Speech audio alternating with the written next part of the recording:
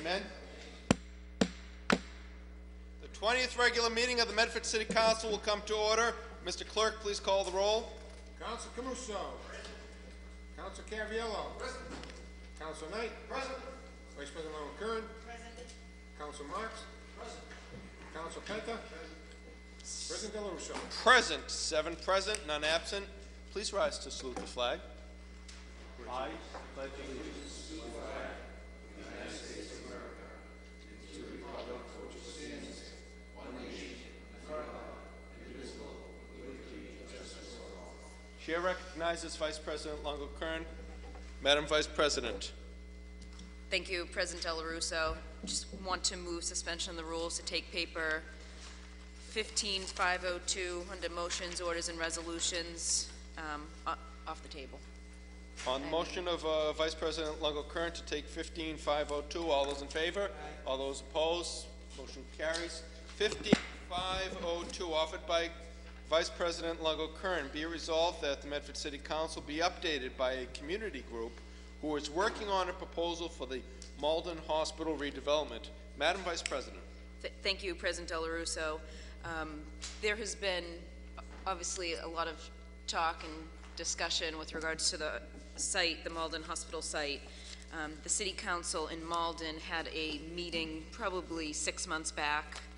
I know it was during one of the storms. They had that in Malden that I attended, and a number of Medford residents obviously have a great concern of the development that's being proposed at that site. 3 acres is on Medford property. It's Medford land, and it also, half of the project, if not most of the project abuts Medford homes, families, our streets, our roads.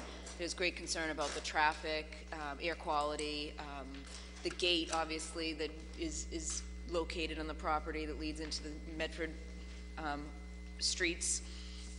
From that meeting, and probably even before that meeting, group has organized and has had private meetings or public meetings, but on Saturdays and things to come up with a plan on how they see the Malden site being redeveloped. With that plan, there's open space, there's less units, less residential than obviously a developer would like. It's more environmentally friendly, it's better for both Malden and Medford. And they would like to come and propose, their plan, something that they've met in work groups. They've done a lot of work on the project. I was able to attend, just a portion of one of the meetings on I believe a Saturday morning, and they're just putting a really lot of work into it. And I think it's for the betterment of Malden, but obviously Medford as well. And it's something that council should be updated on. It's a community, driven project, and I welcome the discussion, and I welcome, hearing more about what has taken place since the last meeting I've attended. I know a packet was given to each counselor on the work they've done, so maybe you could follow along.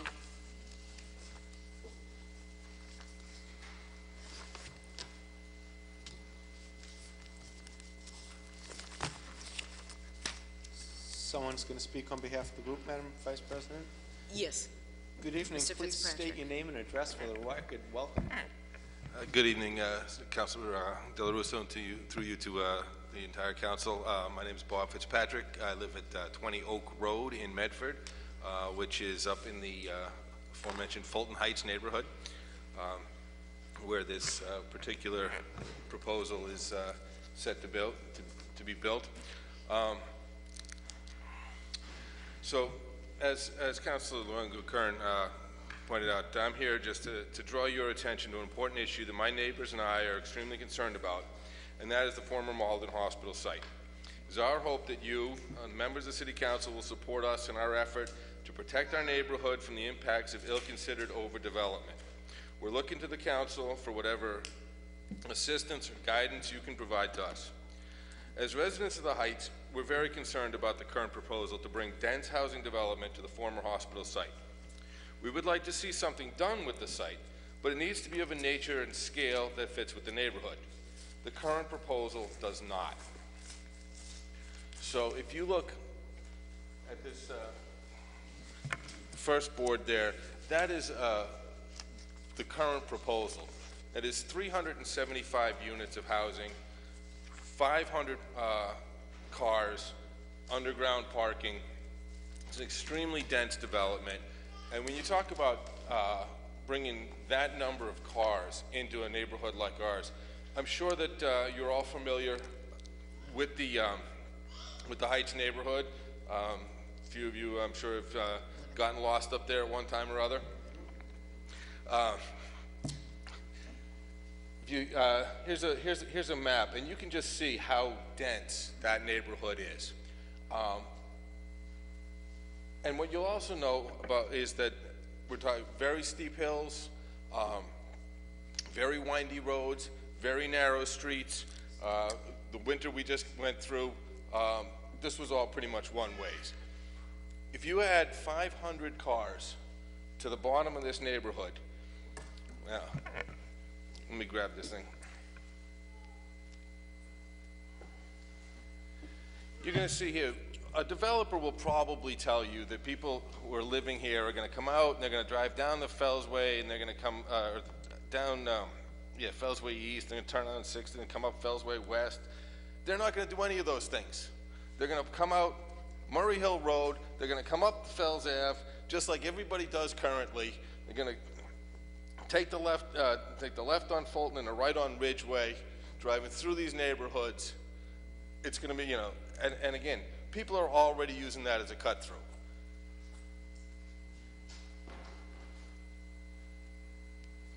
If you had 500 cars, it's just going to be completely unmanageable.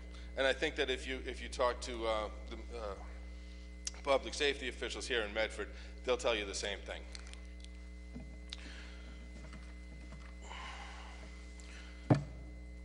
As Councilor Curran pointed out, this development is mostly in Malden. So this is an issue for us, right? Because Malden will have sort of the big say in what gets developed there. But about 20% or so is in Medford, and all of the abutters are in Medford, our neighborhood. On the other side, on the Malden side, you have Fellsmere Pond, you have the cemetery, you have Fellsway East. On our side, you have a neighborhood. Speaking of Fellsmere Pond, it's a beautiful little spot. If you did this kind of dense development they're talking about, you're going to add a lot of runoff. You're going to really degrade that site quite a bit. We have a proposal that will fit in much better with the neighborhood, we think. I also wanted to bring to your attention just some of the things that folks that I've been proud to be associated with have been doing sort of on their own. We've been hosting neighbor-led discussions to get input and vision, this sort of vision that you see here. We've got petition signatures against this development, 250 from Medford and 324 signatures from Malden so far. We've hosted an information table at Fellsmere Pond on Saturdays, gathered volunteers, go knocking on doors to alert the community of this pending dense housing development. I think you'll see some folks came out tonight because they got a knock on the door, they got a flyer. We published letters to the editors, the Medford Transcript, the Malden Observer, and most recently Boston Globe North. We've been engaged with Malden city officials to voice our community's concerns as well as theirs, and coordinating community meetings. The next one is tomorrow at the BB School. And then we've done some more digging into land donation requirements, because there's some question as to whether they should be allowed to do this, given that it was a hospital site and that the land was donated, and there may be some covenants that they could be in violation of. And so finally, we've developed this alternative plan. Now, clearly we don't own the site. We can't dictate what happens there. But when you look at a site and you say, it's one thing to say, that's a terrible idea. That is a terrible idea. But then, so what else could you do? So we've come up with an alternate plan. You see it here. Small mixed-use housing, 70, 80 units. something that's within current zoning, the multi-use lawn, this retention pond, because again, we have all that runoff. If you've ever been in our neighborhood after rain like we've had recently, it's a torrential river flowing down the hill. So this is, provides water retention, lots of permeable surfaces, places for people to recreate, relax, enjoy some green space, as opposed to just bringing large amounts of traffic into the neighborhood. So again, I'm here to bring you this information and to say we would really appreciate your help. Any advice you can give us, any work you can do with the city of Malden, your counterparts there, to say, is there some way that our two cities can work together on this? Because again, it is mostly in Malden, but the impacts are mostly to Medford. So with that, I'll close and happy to answer any questions you might have. Thank you. Madam Vice President. Thank you, President Delarusso. I think it's important to point out our Office of Community Development Director was at the public meeting in Malden in front of the City Council. I, as well, with my help of my colleagues, have sent requests to her for updates. Great. And to stay involved. Excellent. And I think that's extremely important, and I think it's extremely important for the City Council to be on top of the administration to make sure they know what's going on. We appreciate it. Because it seems like the City Council is receptive to what the public wants, but not necessarily what Medford wants, and it's really important. Like you said, every abutter, there are 40 homes that directly abut, plus right. Obviously, but directly abut that property, and those are Medford homes. This is Medford that's gonna fall victim to any negative anything negative that comes from that site, and obviously that is extremely thickly settled, 500 plus cars, however many units they're proposing. It's just too much. And there's been other times this council and the city has had to fight for projects because they're just too large in size. So that's one thing that I'm glad you're working on.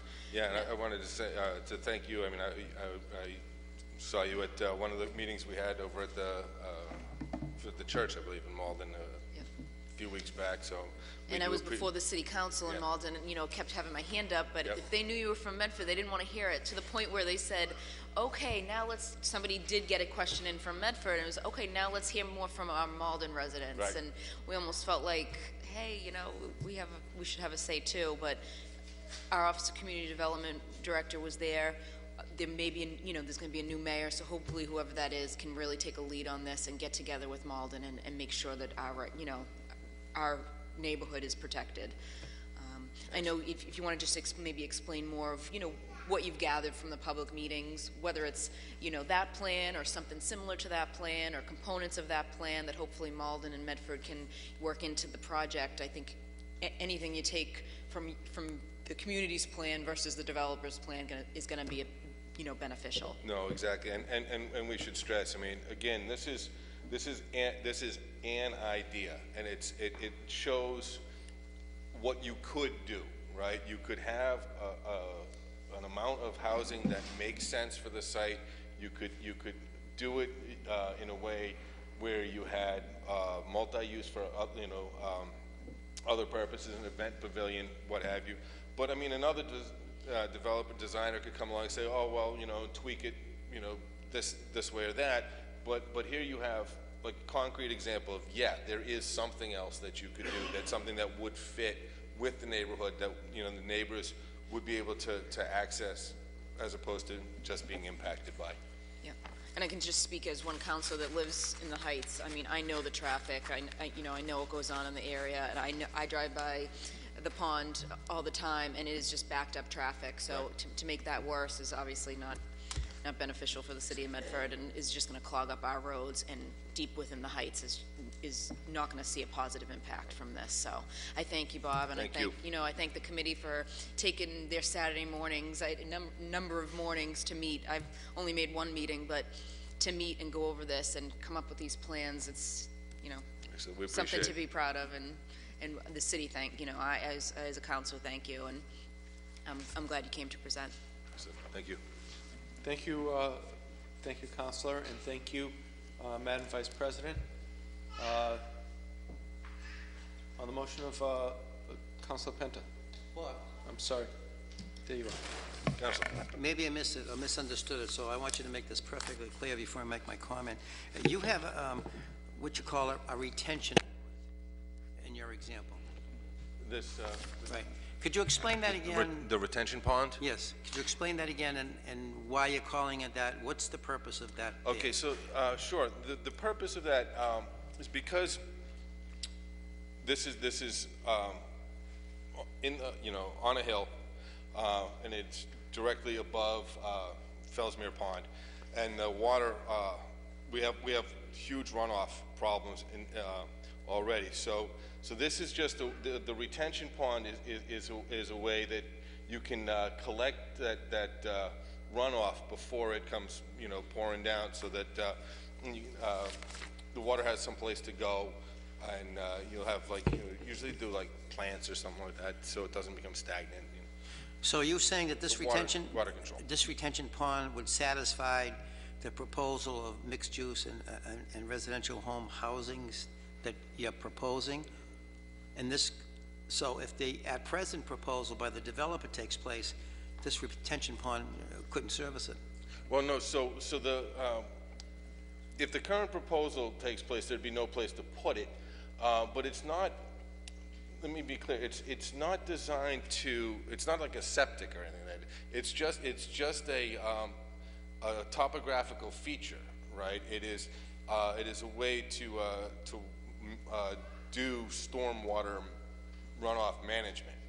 I mean, if you go to the Assembly Square development, you'll see they've done some similar things where, especially if you're on the train, you can see they have what they look almost like little ponds, and they have nice grass and stuff in them. And in the rainy season, it gets good enough water in it for a duck to swim around, but then it can dry out. It's that kind of an idea. If I understand it, once again, if I'm looking at this and trying to understand it, this retention pond with your proposal, or whoever put this proposal together, seems to be somewhat satisfactory with a lesser density use of housing. Absolutely. Correct? Absolutely. And by having that lesser density use of housing, the question then becomes, of the housing that's being proposed, how many cars, how many vehicles? Because if it's going to be according to our present zoning ordinances, I think it's 2.5 cars per unit for condos. And if that's the case, how many cars would you be proposing for how many units? Okay, I would say a couple things on that. One of the things that's been discussed in terms of the mixed-use housing is the possibility of some elder housing being included in that, which the city needs more of, and that would reduce the amount of cars that would be required. So we would hope to get the total number of cars down at below 100, I would think, but we're trying to again reduce the impact as much as possible, without without saying, well, nothing can go there. But and what you're proposing is the height of the building or buildings higher or lower than what's presently there? it's about the same, right? Yeah, I think it's about the same. It's about the same, and the proposal is much higher. The proposal actually is just denser. You'll see we actually have. Let me grab it.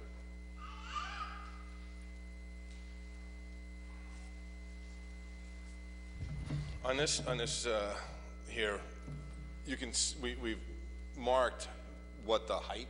So there's 4 to 5 stories, 2 to 3, 2 to 3, 4, 4, 3, 3. So the height of the buildings isn't a particular issue. It's the density that really creates the issue. Well, it's, again, just superficially, if we're looking at it from a private developer's perspective, Sure. He's trying to develop that to make the most amount of money at the highest density.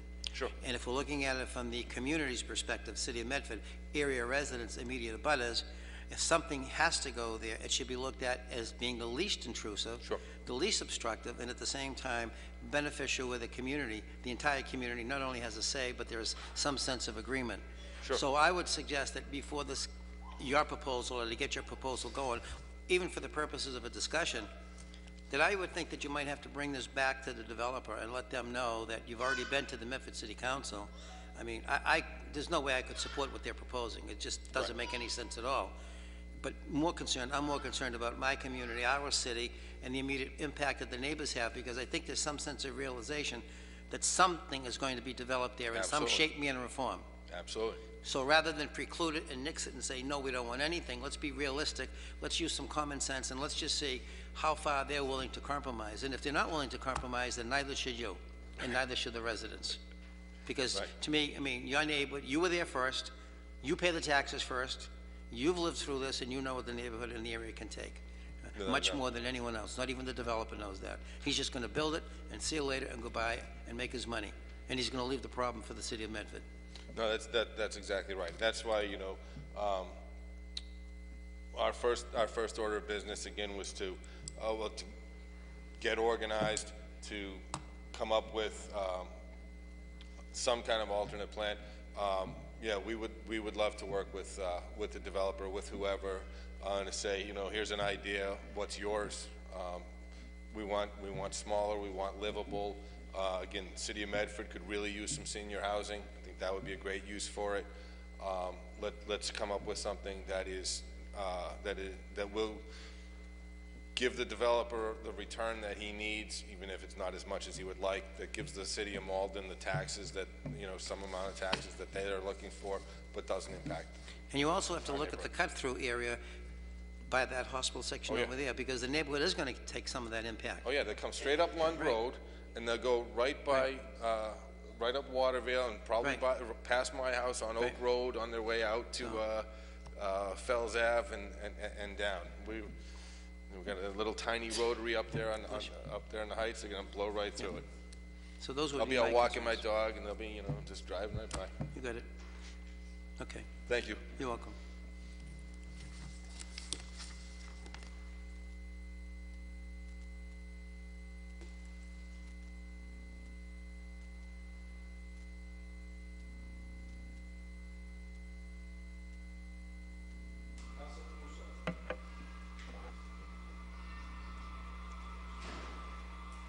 Councilor Camuso. Thank you, Mr. President, and I want to thank the neighbors and especially Mr. Fitzpatrick for coming here this evening. You know, this is going to be a major impact on our community, and this city council, under the resolution of Councilor Marks, actually worked with our chief of police to put up some sort of structure on the Medford side so that it's not only somewhat aesthetically pleasing, but also just to cut the flow of traffic as a cut through. I remember for many, many years when it was the Malden Hospital, it was cut through and there'd be thousands of cars per day, every change of shift. At night, ambulances coming up there, and just it was chaos in the residential neighborhood. And it wasn't like our hospital that is abutted by Lawrence Road, Governor's Ave, and Forest Street. It was small little homes on streets that's traversed by two vehicles, and you can't even fit a car parked on the side when two vehicles are going by. So it's a big difference when an ambulance is going through there with the lights on, not necessarily the siren, because when they get to that point, they'd always shut it off, as the neighbors know, but the red lights and everything else would light the whole house up. With that being said, I think we have to be very cognizant of the fact, Mr. President, that this is a City of Malden project. Malden has the where all and be all as far as getting the vendor / developer into the table, and actually can arrange an agreement with them. Where Medford, we're limited because the amount of housing in developing happening on the Medford side, if they do it consistent with the current zoning and they don't have to go to the Board of Appeals, there's really nothing Medford could do if it's scaled back to the point where it's going to fit within our zoning ordinances. But I think we should send a resolve to the City of Malden, the Mayor Christensen, as well as to their City Council that we do want to work with them. Same way Malden and Everett worked with us during Station Landing and Somerville, and as well as the City of Medford working with the Stoneham development up at the New England Memorial Hospital. We're cognizant of the fact that some development is going to take place there. Quite honestly, I talked to several of the neighbors, and they're just sick and tired of seeing the vacant building. They said they have rodents going in there. There's people that sneak in and try to take it over living there, and unfortunately, it's not conducive to a good quality of life as well. So I think we just got to send a message in a nice tone that we want to work with them. We're interested in seeing good, prudent development, but at the same token, we have to understand that Malden is the driving force behind this, and they're the only people. Now, Malden will have to realize that the city of Medford could take them to court and tie up the job for 10 years if they wanted to, but we don't want to spend our taxpayers' money if we don't have to as well. So I think we just have to send a message that we understand it, and as I said, you look at some of the developments that we had in our community over the years, and the surrounding communities did not take us to court, worked with us, but we were very amenable sitting down with them too, talking about traffic flow and things that we could do as our community. But I think we have to do that with Malden and at least send the message that we're on top of this. Our neighbors, our taxpayers are very concerned, and as long as we're all on this city council, we're going to continue to monitor the situation, but most importantly, send a strong message that we want something a little bit scaled back, number one, and number two, something that's not going to affect the runoff, because I've seen projects like this where people that live in an area don't have groundwater coming through their basements, and then you do a project of this magnitude, next thing you know, the next storm they have groundwater. It just changes the whole flow of things, stormwater runoff water. So I want to thank Councilor Lungo-Kern for bringing this up this evening. It's something that we all have been following, but I think we have to be very cognizant of the fact that it is Malden, and I mean, there is small groups in Malden that are saying they don't want a project at all, and quite honestly, I think that's unrealistic, because you're better off having a say in something that you get there than someone coming in and saying, hey, we're going to make this whatever, something that conforms to zoning, but not something you want in your neighborhood. Certain types of medical facilities and things like that people would prefer not in the heart of their neighborhood. And right now, and here's the other thing too, you want to have the developer at least come back with a proposal. If he's not interested in doing it any way except the way he's doing it, then he should tell Malden, hey, I'm not interested, and move on, and let the Hallmark Health go out and look at the whole situation again and see if they're interested in other opportunities. And so that's about it, and I just want to thank everyone for coming down tonight. Thank you, Councilor Camuso. Councilor Knight. Mr. President, thank you very much, and I'd like to thank Mr. Fitzpatrick for the time and effort that he put into his presentation.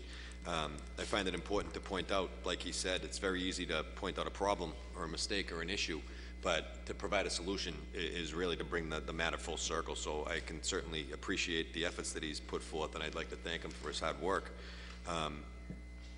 Under the current circumstances, with the development or not right there, I think that the neighborhood is suffering through a significant amount of cut-through traffic. I found myself guilty just the other day cutting down Murray Hill Drive, and when my friend Lewin Topper yelled at me, I pulled over, and he said, I want you to sit here and watch. I want you to sit here and watch. So I stayed there for about a half an hour with Lou, and we watched and we counted cars, and we counted 75 cars in a half an hour cut through Murray Hill Road. So with that being said, Mr. President, I think there's a significant problem there right now, absent development, and it's a problem that we can handle here in Medford. I know the Traffic Commission has taken a position that they'd like to see citizen-driven petitions when it comes to closing streets off to resident access, and I think that that might be an important place to start. If they close off Murray Hill Road to resident access only between certain hours, I think that'll cut down significantly on the cut-through traffic, similar to what they've done on Rural Ave here in Medford by the Winthrop Street Rotary, Mr. President. Also, one thing that I have learned is that if you drive down one of those streets that says resident access only between the hours of 6 a.m. and 9 a.m., and you get caught, it is a surchargeable offense. It's the same thing as driving down a do not enter street, and it's a surchargeable offense that goes on your insurance. So I think that this is a very effective tool to combat cut-through traffic, Mr. President, signage and policing. And I think that that might be something that we here as a city council can support at this level, regardless of what they do in Malden, regardless of the development, to address the issues that are in place right now, the cut-through traffic problems that they're seeing in that neighborhood, Mr. President. So I'd like to request that this committee send a request to the Traffic Commission to examine the possibility of putting in resident access only. But I'd like to see that be done through a citizen-driven petition first. So maybe we can have a conversation about that, Mr. President. I don't want to say turn the street resident access only and then have all the residents on the street come down here and say, what are you, nuts? We don't want that. But I think it's a tool that we can use to combat cut-through traffic in that area. Thank you, Councilor Knight. Councilor Caraviello. Thank you, Mr. President. Bob, I see on the sheet here it says the proposed development adds 375 units, correct? On your sheet here, it says, the proposed developer is planning on 375 units? That's correct. And on the proposal that your group is, yeah, how many units? With roughly 70, what do we decide, 60 to 80? Yeah, 60 to 80. So 60 to 80. Does that make it? So that's smaller. Does that make it financially feasible for the developer? I don't know what he's paying for the land, but. I don't know. But does that make it financially feasible for him to do that without driving the cost of the housing up? To be honest with you, I don't know. Yeah. Yeah, sure. Hi, could you just present yourself before the microphone? Yes, Thank you. Hello, my name is Stephen Kelty. I'm from Malden. I helped form some of the activities that produced this. Tomorrow at the BB School at 7 o'clock, there'll be 6:30. At 6:30 at the BB School, there'll be about an hour presentation, and part of that is the financials. So, in order to achieve this, part of the concept of funding it is through park grants, fundraising, and other funding sources from the state, because Malden is a gateway community. So there's other grants available. So some of that will offset some of the costing for doing this plan. Is the developer amenable to this plan? We don't know yet if we have a developer. That's the point, is finding out whether the developer would do that. The idea is that by having the same number of units on the property in a building versus spread across the entire lot, because by right under residential only, it's between 60 and 80 units.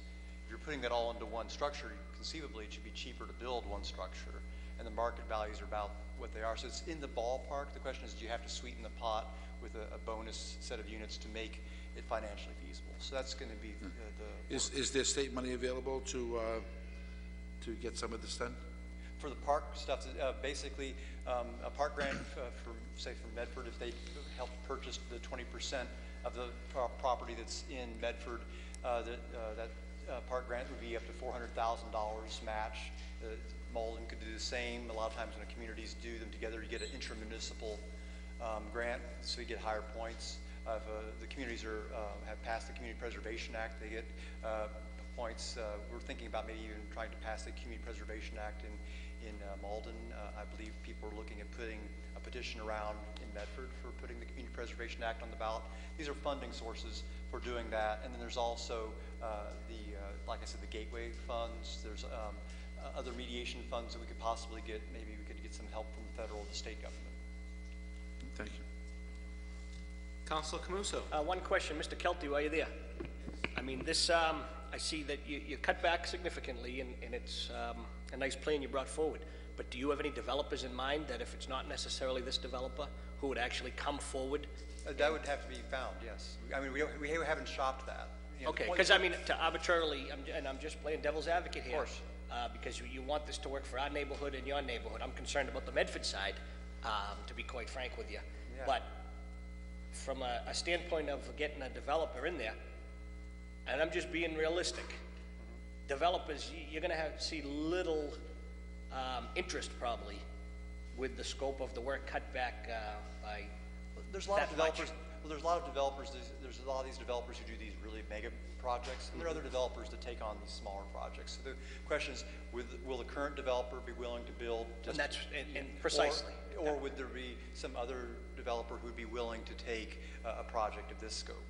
And that would have to be part of the process moving forward. But I think the main element is that there are similar kinds of buildings like that being built in Everett and other places. So it is not beyond reason that we could find somebody that would be doing that, wanting to do that kind of project at that scale.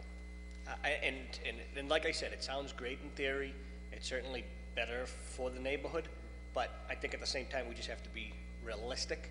Yeah, we have to sharpen our pencils and see where the money. Because if we're not realistic, it's a waste of everyone's time to sit at the BB school or any school for that matter and come up with a great plan that sounds good. But if you don't make it to the point where the developers want to come in, then you're going to be sitting looking at a vacant building with the temporary still fence around it. And that's ultimately not the goal, I don't think, for Malden or Medford, because quite honestly, many neighbors up in that area are sick and tired of the transient people trying to break in there. They say the police are there all the time breaking in. There's rodent problems. I mean, it's coming to the point where it's Oh, yeah, I think that no matter what plan, we need flexibility. Saying that if a developer doesn't come forward but we want to do it, then we'd have to decide how to pay for the demolition of the building or have that happen. I think already now the city of Malden is already in court with Hallmark because it's been a derelict building. It's a public safety hazard.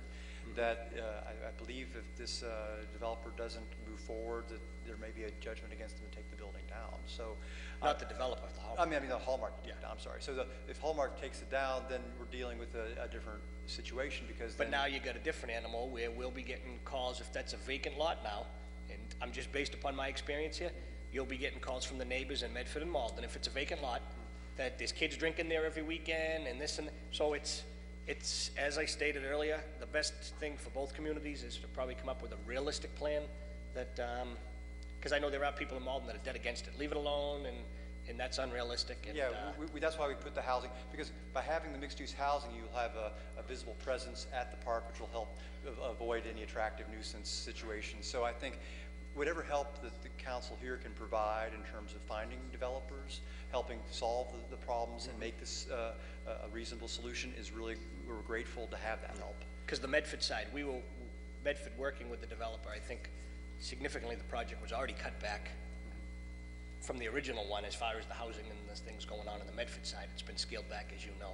Yeah. I don't know why it's not happening in Malden, but for this one or other projects? For this I think this one because they don't want to fight two battles. I think. Well, yeah, and they know the zoning board of appeals probably wouldn't go along with it, but there's.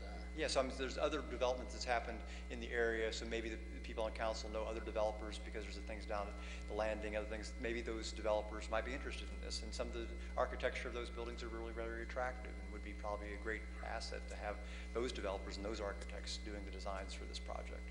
I'm just, like I said, I'm open-minded to everything, but I'm just very cognizant of the fact we've dealt with schools in Medford, believe me, that sat for 30 years.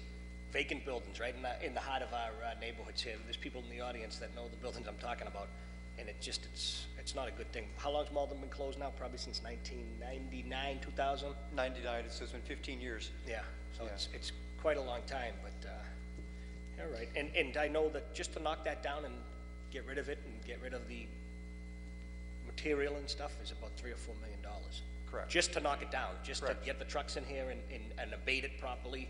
Correct. And you're dealing with asbestos and everything else with it. That's part of the scope of the plan that we've been looking at, is saying these are the real costs. Yep. These are the possibilities. That's what part of the reason the building is there, to help sweeten the pot. I mean, essentially, I think we're in the ballpark. The question is, how much do we have to supplement it with fundraising? The Friends of the Bright Lock Farm recently bought the land was it almost $8 million from the city. The city originally bought that land under the idea that they would turn around and sell it, and they, over the time that they had, were able to raise the money to buy it. There's a lot of history with Malden Hospital. A lot of people put a lot of donations toward that. It's a historic site. It's overlooking nationally historic Olmsted Park.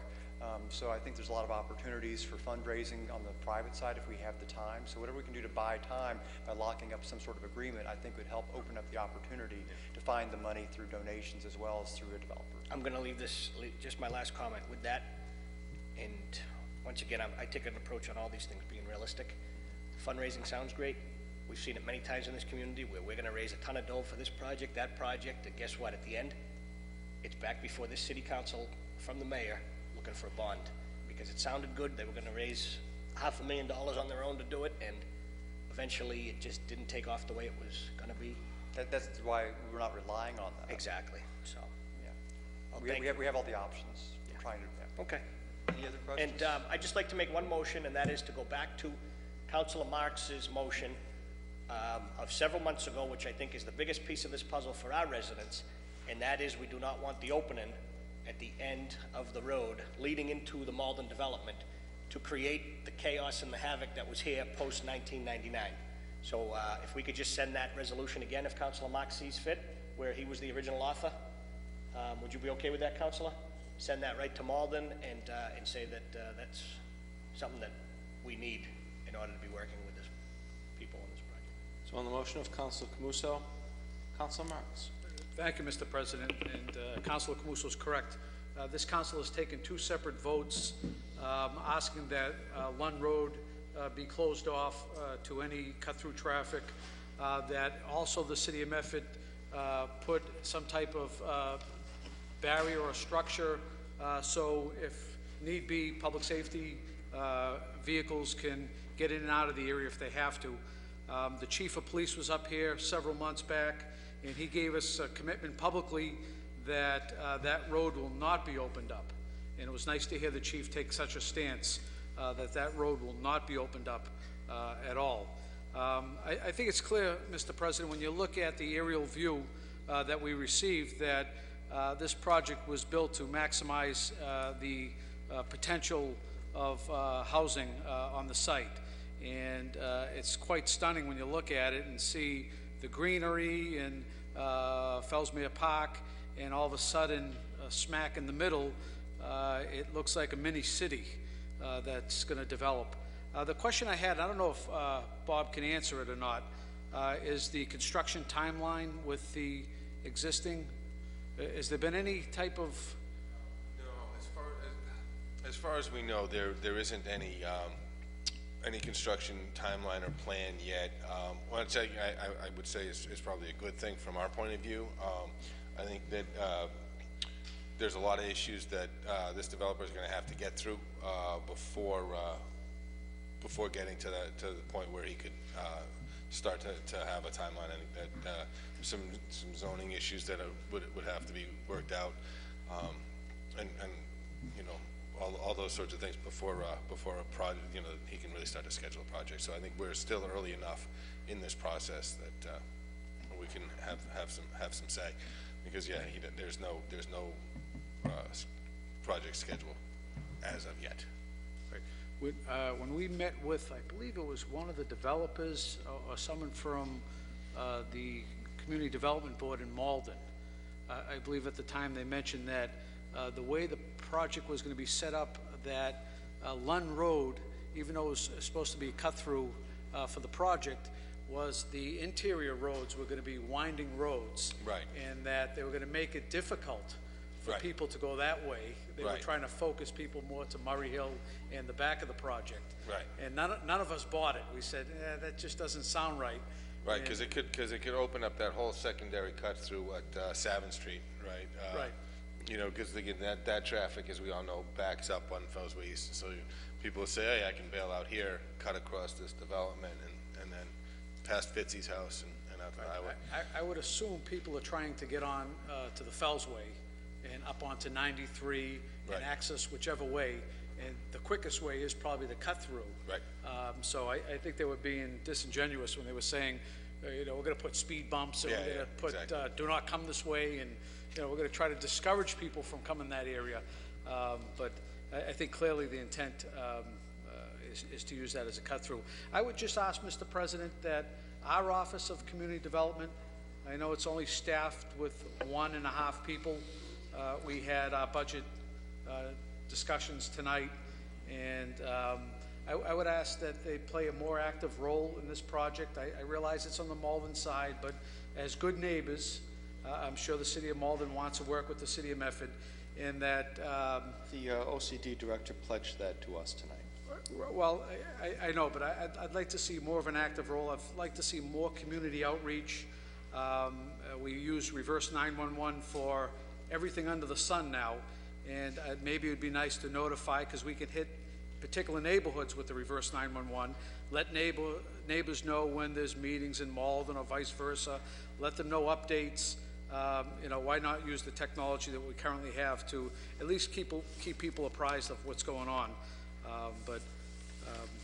You know, I think this project will vet itself out over the years, and I'm hoping that through the input of the neighborhood and your group and the community sticking together, that we'll see a downscale project, one that suits both cities and makes sense. I mean, we all want to see development, you know, but I think we have to do it in a manner that respects neighborhoods.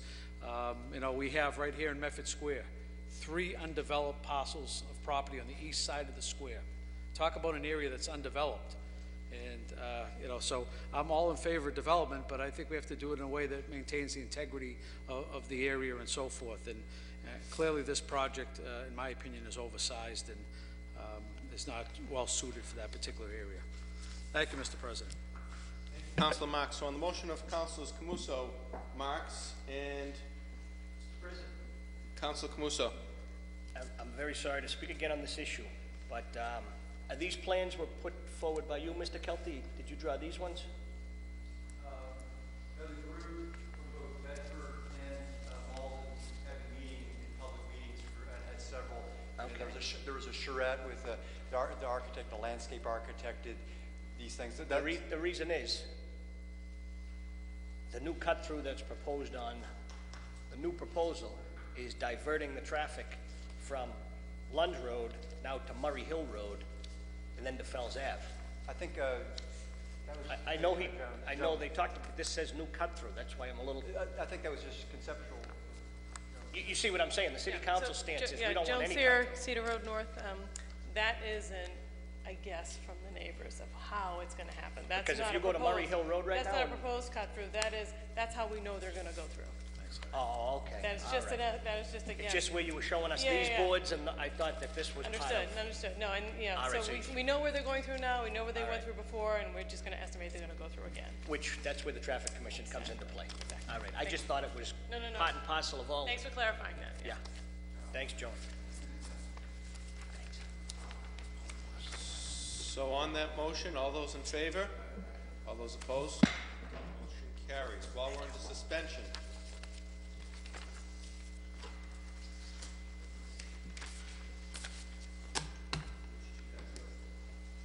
we're going to do condolences offered by Councilors Knight and Camuso. Be it resolved that the Medford City Council offers its deepest and sincere condolences to the family of firefighter Timothy Brennan on his recent passing, and also offered by Councilor Penta under suspension. Be it resolved that our Medford City Council take a moment of silence and extend to the family of Medford firefighter Timothy Brennan our expression of sympathy on his untimely passing. Councilor Camuso. Thank you, Mr. President, and I want to thank Councilor Knight and Councilor Penta for joining in and having this resolution for a wonderful person. We're all friendly here with the Brennan family in our community. I had the distinct pleasure of chatting every Tuesday night with young Timothy after our council meetings, and he'd be giving me the critiquing it on how we all did it on the evening and everything else. Timmy, I remember way back when I was a little kid, Timmy was a little older, working with Marilyn Parika's campaign. We were just little kids walking the streets. That's when Councilor Penta was a councilor back in 87, 88. And I remember seeing all the councilors, and it was a great race. And I just remember Timmy walking the streets, and we were just young kids. Then fast forward to 1997, I was lucky enough to have worked with Timmy in his work to get on the Medford City Council.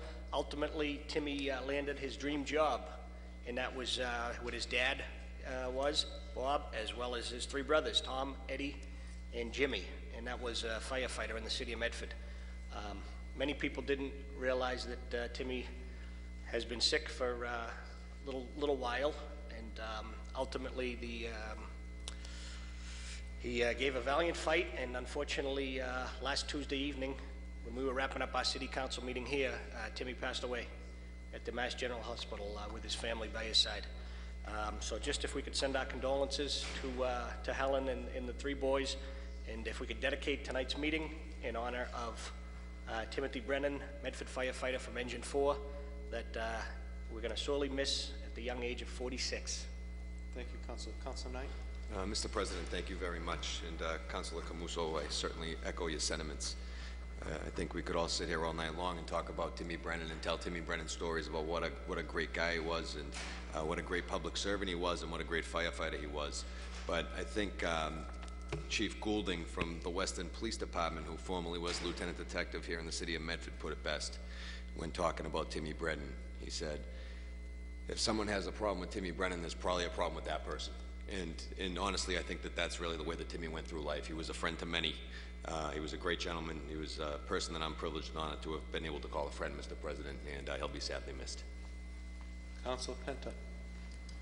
Mr. President, it's It is a sad day for the city of Medford. I think Timmy was looked upon by his peers as not being a lesser in rank individual, but a person who basically set a tempo, his smile, his walk, his jog, and he was actively involved in this community in thought and process. Comes from a good stock of family, and God bless his mother. At the wake, she was just tremendous, and I think she realized that God took him, and now he's looking down and giving peace to his family. And unfortunately, it's the saddest part of life, and sometimes you just don't have the right words. You just don't know what to say, other than the fact that he was a good individual, he was a friend of mine, and he's going to be missed. Councilor Marks. Thank you, Mr. President. Just to echo the sentiments of my colleagues, I think we all got to know Timmy very well over the years. I remember when he first ran for public office, he ran for City Council, and his slogan was "People, not politics." And that's how he lived his life. He was always about taking the time to talk to you. He'd sit down, as Councilor Camuso said, and would talk politics, or he'd talk about what's going on in the fire department. He was also active in the Elks Club. He was just a down-to-earth, real gentleman. You know, when I saw his brother the other day, he said, you know, they got the better of the brothers. You know, words spoken, really. Timmy was just a unique person, someone that you meet and you become friends with them automatically. You know, you didn't need to hang around with them every day. You didn't need to go out to dinner with them. He just became your friend. And he was always warm and welcoming. And I wish Tom, Ed, and Jim, and Helen, in these tough days, a lot of solace, and I hope they get through it all right. And he will be sorely missed in the fire department. I know all his brothers and sisters in the fire department sorely miss him, and you know, I think we all miss him, Mr. President. Councilor. On the motion, please rise for a moment of silence.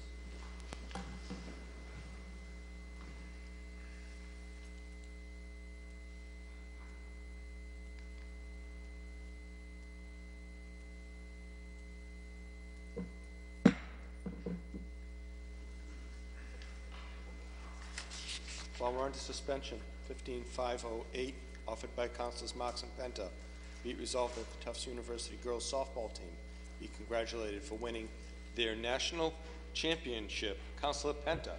Mr. President, I think the resolution speaks volumes for Tufts University Athletic Department. They have quite an array of individuals up there who are winning championships. But this girls softball team, some people may want to call it women's, some people want to call it girls. Call it what you may. Bottom line is they've won for 3 consecutive years in a row the NCAA Division III championship. It's a great feat. We have one of the players with us in the audience tonight. The unfortunate part of getting them up here, a lot of these students are graduating or already have graduated and gone, left home. But maybe the young lady that's sitting in the audience can come up, say a few words, and accept the accolades of doing your college proud, but you did our city of Medford proud too, because Tufts University is part of our city of Medford. I think Councilor Marks wants to just make a few remarks. Just if I could, and I thank my colleague Councilor Penta for offering this with me. Tufts went 51-0 this year. What an accomplishment.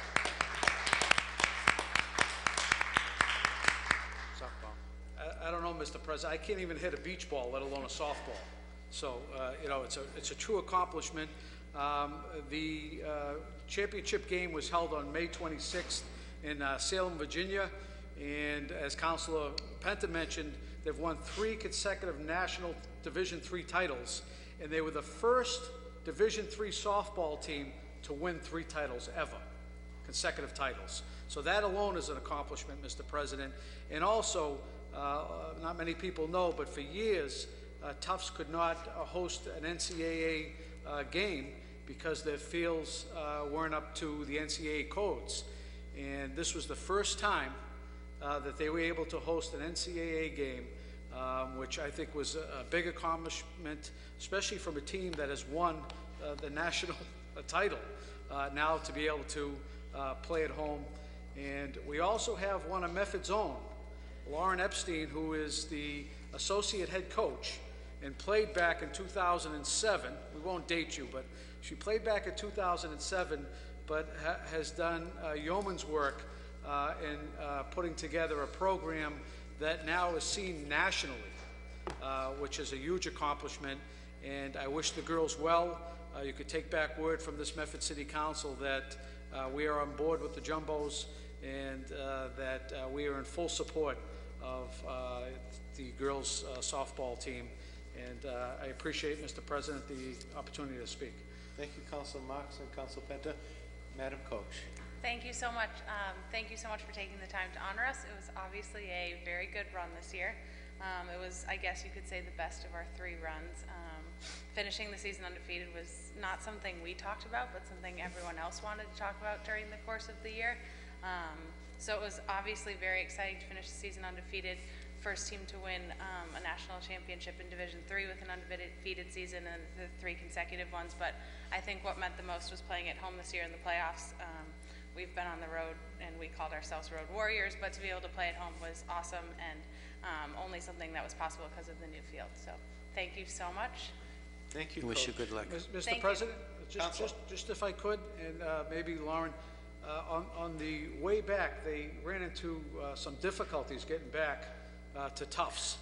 And Lauren was just explaining to me, it was like that movie, Planes, Trains, and Automobiles. They went through a lot of different avenues to get back home. And we just want to welcome them all back safe and thank them for representing not only Tufts, but the city of Medford. Thank you. Thank you.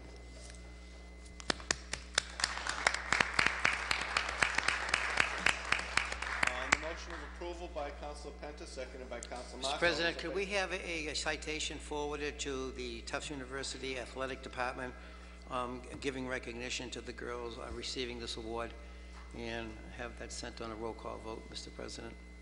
On that motion, Mr. Clerk, please call the roll. Councilor Camuso. Councilor Caviola. Yes. Councilor Knight. Yes. Vice President Kern. Yes. Councilor Marks. Yes. Councilor Penta. Yes.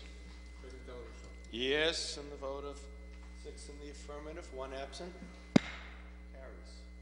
The motion of Councilor Longo-Kern to revert back to the regular order of business. All those in favor? All those opposed? Motion carries. 15-498, offered by President Del Russo and Councilor Knight.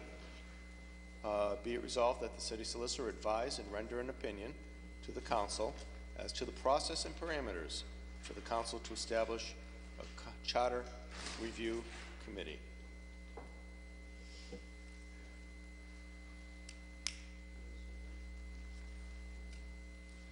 It says what it wants. Councilor Knight. Mr. President, thank you very much for the opportunity to speak on this matter. Last week, this matter was filed under suspension at the request of Councilor Penta. We tabled it for this week to have the residents have an opportunity to come up and speak.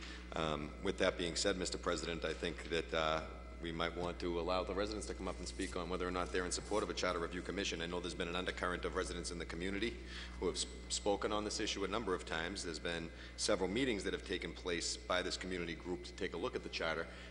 So with that being said, there is a citizen-driven effort that's out there. So maybe some of the citizens that are out in the audience who have participated in such can tell us about their experience, about the progress and process that they've made, and then we can go from there. Thank you. Councilor Penta, you wanted to speak? No. Good evening. Please state your name and address for the record. Thank you, Mr. President. I'm Robert Cappucci of 71 Evans Street. I was about 4 years ago, I want to say, that another resident of Medford and I tried to establish a charter review committee. Dr. Starella, that you are all very aware of.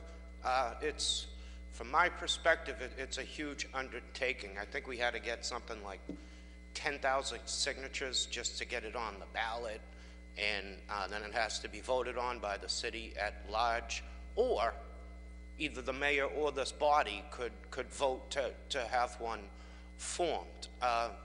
my support of a charter review commission or committee or whatever you want to call it stems from just a couple of simple things. We've been operating under the Plan A Strong Mayor Charter now for almost 30 years, and I just think it's prudent, practical, logical, just to establish a review of the charter to see if that's the way we want to continue functioning our city government in the manner we've been operating it for decades now, almost 3 decades.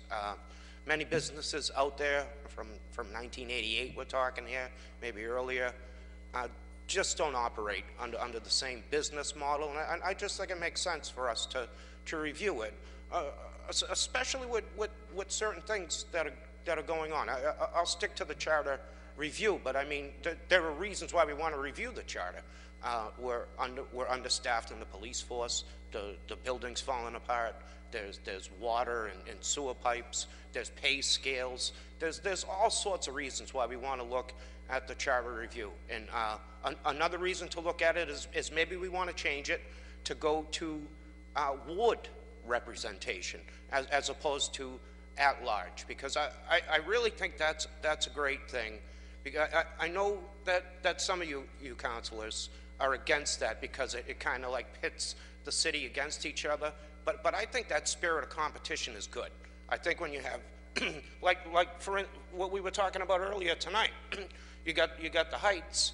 They could have like their representative on the city council, and that person could be doing all they could to become specialized in experts on knowing what's going to go up there at the Malden Hospital. And you know, there's all sorts of horse trading. We all know who pay attention and are active in politics, the way things get advanced. And you know, when you have different representations from different wards, it just seems in that spirit of competition, we hold each other to higher standards and more things get done. And finally, on the topic of ward representation that I really think this city needs, it affords the opportunity for more voices to rise, for a diversity in background, for people to get elected in their ward, to run a smaller, more economical campaign so that we get more different people up here on this body, with all due respect, or that the ward can you know, keep electing the same representative for years. It's not that I am kind of for term limits, but I'm not against having, you know, the same representatives for sometimes decades at a time. Some of whom I like very much, and I would personally keep voting for. But again, it all comes back to opportunity and providing as much opportunity for more citizens who may want to run that might not be able to afford it. I mean, there were tens of thousands of dollars spent in the city election in 2013 by one candidate on the city council. And I mean, I won't mention who. People can look up the public record and find out for themselves. But that's a lot of money to spend for a job that pays much less than what was spent. Under ward representation, somebody could possibly win a city council seat for maybe $1,000, $2,000. It's just better to review our city charter after so many years, to look at the way city government runs, to look at some of the problems we're having in this city, and maybe open doors for new people to rise up and have a voice. Because we're privileged to live in a country where we have the freedoms that we have and the opportunities that we have. And to expand these freedoms and these opportunities only makes sense. I hope that this body, after hearing from more citizens, will deeply consider and move forward on establishing a charter commission committee and review. Thank you very much for your time. Thank you, Mr. Cappucci. Good evening. Please state your name and address for the record. My name is Michael Ruggiero. I live on 18 Pembroke Street. It's a sad fact of local politics. Our turnout, voter turnout, only 1 in every 4 registered voters in Medford actually vote for our local elections. Why do you think it's so low? There's obviously a lot of theories, but walking through the city, people are very they've given up on city politics, and it's heartbreaking in a way. By us reviewing the charter, we can enliven the debate, bring more people into the process, add more sunlight into the process, how the budget is made, how are zoning decisions made. These are vital issues to our community. To begin to work them, creating a charter review committee is essential. But if you look through Chapter 43B, Section 10, it's in the Mass General Law. There are actually two flavors of charter review commissions, and I think it's important that the council know of the two flavors. I think that is the question that we're looking to ask the City Solicitor, correct? Okay. Thank you. So there are two flavors. One, if this board decides to create a commission under 2/3 vote, that commission will not have the ability to answer certain questions and will not be able to even advise about term limits or other issues like changing the mayor or changing significant changes to the charter. An elected board, however, will have the capacity to make significant changes to the charter or actually recommend them. In this capacity, I would recommend that we try to move forward to creating an elected commission. So there will be a vote on the ballot. Would you like to review the charter, yes or no? And then people will vote for a number of elected people that will actually be on this position. That is the direction that we should go, and I hope we have an opportunity to come to that conclusion. Thank you. Thank you very much. Good evening. Please state your name and address for the record. Mario Martin at 17 Benton Road in Medford. I wanted to kind of echo what Mr. Cappucci and Ruggiero was saying regarding our charter. The charter is an old document that dictates how decisions are made within the city. There has been no charter review since 1986, when it was changed from a strong city council to a more centralized and depressed and stagnant administration. Personally, I don't know why a mayor would even put himself in that position, but anyways. Without the review of a charter, the new mayor can veto ordinances and resolutions passed by the city council. It also allows the mayor to chair the city's school committee and receive a stipend. The only time this charter has ever been reviewed is to increase the mayor's salary, which sadly I think is, well, it's pretty sad. It sounds incredibly narcissistic if you really think about it. And the last time I checked, I think we ended this back in our Revolutionary War era. Residents are really frustrated with this current, with this, you know, the way this is working. And, you know, granted, I mean, the city council is the backbone of our community. It's the front end to allow community feedback and you know, give the city council an opportunity to direct things to the mayor to better and improve the city. And that's what we need, you know, that's what we need to be looking at. And we need to give these powers back to the city council so we can give it back to the community. So I'm very strongly in favor of it, and I hope that you guys would consider. Thank you.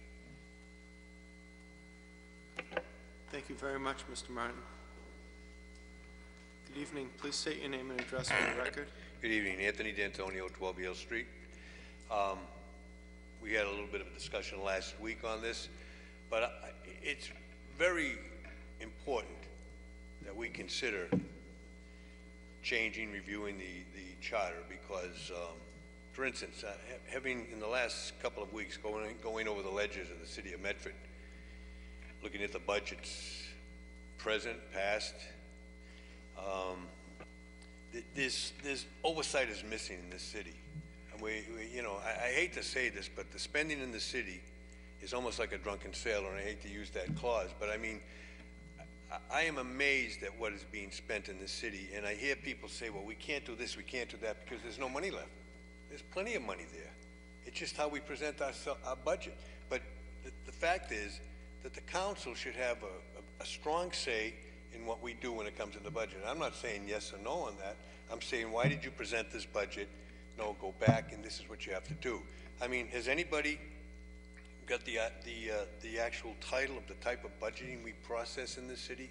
You know, is it zero-based budgeting? Is it just, you know, adding on from last year's budget? Because one of the things I noticed is an awful lot of transfers in money, and that affects the budget.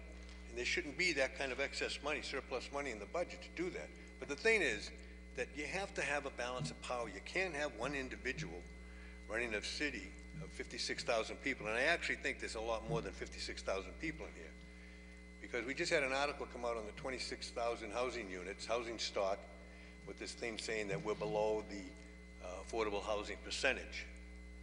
But we have 26,000 units of housing, and we have 56,000 residents in the city. How do we only have 56,000 residents? I mean, if you take 2 times the 26,000, there's 52,000 people right there. So it's very important. And last week I talked to you through the chair, through Councilor Knight. You had asked me some information about the previous meetings. I do recall, and I believe through the chair also, the city clerk may be able to confirm this. I did post in time date the meetings. We did have other councilors and other prospective councilors come to the meetings. The minutes, it was pretty much information that we gathered from the state, and we passed on to each other, and we read and looked at it. And then, as I said, we got dumped on the issue before the council to pursue it any further. But as far as your request for the minutes, I mean, the minutes were basically just chapters, verses from the state, you know, the Department of Revenue, the Secretary of State, and some from the city itself. But we had interest in the charter review, and I think it's very important. And a point that was brought up was that with ward councilors, I think the councilors can do a better job in their wards. And I mean, it's difficult to be a councilor at large because you've got all these people that need and have questions. I mean, it's almost impossible to do this. I mean, a councilor in itself is almost a 24-hour day, 7 days a week job. And I think that the people deserve much better than we're getting now. And I'm not saying from new councilors, I'm saying from the city administration. And I think, and I don't want people to think that because we're going to have the city solicitor render an opinion on the charter, that this is a, you know, ongoing process, and the charter is now under review. Because a lot of people asked me that question last week, and I said, no, it's just for the city solicitor to render an opinion. So please remember that, people that are listening out there, that it's only an opinion and that it may mysteriously disappear after the election. So please be aware of that, and please, if you're serious about a charter review, let's get it on board. Thank you very much. Good evening. Please state your name and address for the record. My name is Joe Viglione, 59 Garfield Ave, Medford, Massachusetts. I want to thank the councilors who voted on behalf of charter change way back when. You showed courage, you showed integrity, you worked for the people. The councilors that voted against it were the same ones that voted for their own pay raise and not to show my video of the mayor with the pay to park plan. I want voters to remember that 153 days from today. Those of us who showed up at the charter review hearing, we did hard work. We wrote up articles. We fought for this. And those councilors who are alleging they're doing the people's work, they need to vote for the people that are doing the hard work. So the councilors that did vote for that, thank you very much.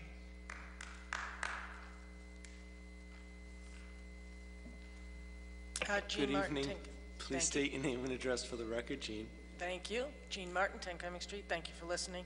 I was a member of the Charter Review, and it is a massive undertaking if you do it through the channel that doesn't include you folks just voting for it to happen. You have to get so many votes. You have to have, there's time limits for everything. It's an 18-month process. It's going to take a lot for the people to get active and to get engaged. But you know what? The people are ready for it. I mean, the city's changed. The character of the city's changing. From 1988 or 1986 to 2015, 2016, this city's changed a lot. And I think that if it's done right, if you folks are behind it and you invite everybody to come and to participate in the process, it's their way, and you can do the review and it might stay the exact same way. You can let it happen that way, or you can tweak it, or you can change it drastically. It's all up to you. The options are varied. It's like a menu of Plan A, Plan B, Plan C, Plan D, Plan E, Plan F. I broke it all down. I have it at my house on a computer, and they're very various. They vary differently. And the one thing that I would say is that this city needs more checks and balances. We have a strong mayor, but that consolidates too much power in the hands of one person. So I would like to see it disseminated a little bit. It doesn't have to be disseminated like it was in 1988, because I remember those days, and that was horrific for this city. The E-plan was horrific. But there is a middle ground, and I think that we need to find that middle ground. And it's up to the people to decide what the menu of how they want to run their city is. So it's the people's choice. And I think that if you guys invite everybody and it's done right, we can come together, because it also is a place where you can vent your frustrations as a citizen. And believe me, when things get tight, parking, money, developments, there's going to be a frustration in the people, but the people will have more of a voice, and if they feel more heard, their frustration levels will decrease. So I think it benefits everyone, and I thank you very much for listening.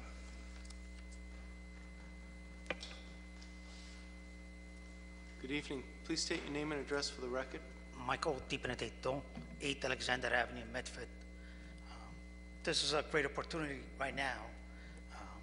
With your yes vote, what's going to happen is you're going to allow the city of Medford to prosper and to bring it from the age of the dinosaurs to the new era, an era of collaboration.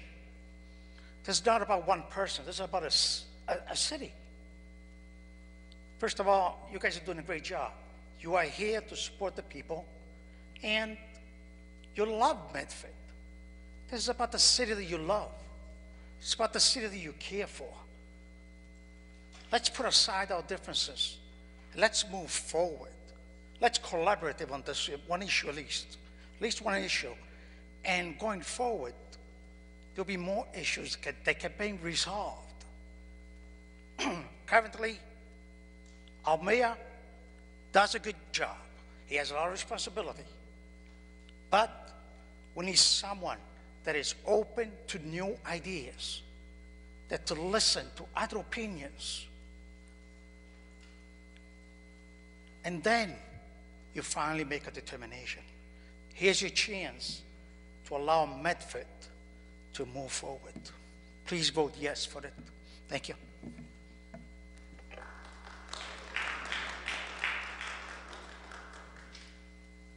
Good evening. Please state your name and address for the record. Thank you. Yes, Ken Krause, 50 Mystic Street. I wanted to speak in favor of the resolution to seek some clarity about the process for the council to establish a charter review if it decides to go that course. I was not involved with the citizen effort related to the charter review, nor did I attend any meetings, and frankly, I don't know a lot about what's in the charter, which is a good reason for it to be reviewed by the whole community. I just think it's an overdue thing related to what governs our community, and pretty much a standard procedure that should have been built into the charter when it was established way back when. I don't see any reason not to review it. I do think it's important, though, that the process not be politicized. I don't think anybody should feel threatened by the process. I think the purpose is to review the charter and its applicability, usefulness, and relevance to 21st century Medford. And it's not a critique of the people who have been in the positions provided for the charter. And I think we need to look back at, the discussion when this charter was approved, and what were the issues back then, and what were we trying to accomplish, and did it succeed? Very likely a lot of the issues we're hemming and hawing about today were the same ones that were being discussed back then. So those issues may kind of be ongoing despite whatever plan of government we're under. But I think it'd be useful to see what the dialogue was back then and evaluate where we are today and this charter, from that perspective. And come away with a document that we feel will best serve the community going forward. Thank you. Thank you, Mr. Krause. Councilor Camuso. Thank you, Mr. President. And this has been presented to us over the many years. And my stance has always been and still shall be that this was citizen-driven, as Jeanne Martin said, in 1986 and 87. A very active group of community members went out and they got the signatures and they put it on the ballot. And if people are committed to changing the charter in this community, then that is the process that I feel is the way it should be done, same way that it has been done in the past. So for that reason, I do not support this, but I certainly think that the charter review is a good thing, but I just don't like the mechanism of doing it opposite the way that it was done in the past. It's something that has such a great drive in this community to move the city forward that I just think it should be citizen-driven. Quite honestly, if we were to just do it with a flick of a pen on a Tuesday evening, it's an insult to everyone that worked so hard, including Councilor Penta and Mary Ann Frizzoli and many, many other people back in 1986. So and that's my reasons, and that's about it. Thank you, Councilor Penta. Councilor Camuso. Councilor Penta. First of all, our charter, as it presently sits, is, you're right, it's approximately 30 years old. And probably the biggest shortcoming in that charter was the fact that there was no review process to take place. As in everything else in government, a review is necessary. We as candidates are reviewed every 2 years when we're being voted on for office. I look at our city's charter as to be the future. It's the future of this city as we're going forward. As Mr. DiBenedetto indicated, the city has changed. It's changed dramatically. Dating back to the Plan E and the Plan A form of government, the mayor did serve both as the chairperson then as he serves now on the school committee. But that may be something that may want to be reviewed at and looked at right now by folks within this community. As a candidate for mayor, one of the first things I will propose is to have the city auditor come under the control of the city council. That will present the checks and balances as to how the city administration spends its money and how it can't spend its money. We don't have that.